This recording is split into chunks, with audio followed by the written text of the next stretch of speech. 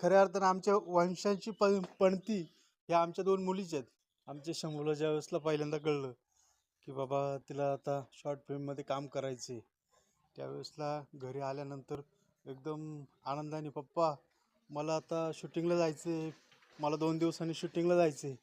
परंतु ज्यावेळेसला 2 दिवसानंतर काही कारणास्तव शूटिंग ही कॅन्सल झाली आणि अजून 2 दिवस लांब निघून गेली. त्यावेळेसला तिच्यासाठी एक एक दिवस काढणं खूप कठीण होतं.